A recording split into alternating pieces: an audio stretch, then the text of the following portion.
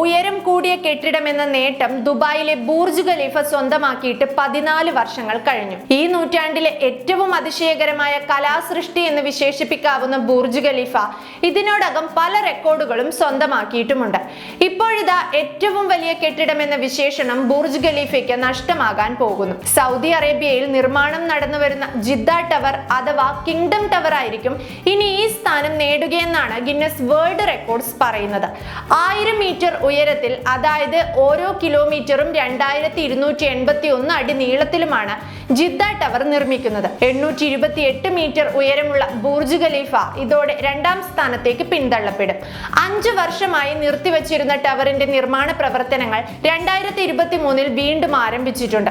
Guinness world റെക്കോർഡ്സിന്റെ report പ്രകാരം $1.3 billion പ്രാഥമിക നിർമ്മാണ ചെലവ് പ്രതീക്ഷിക്കുന്നത്.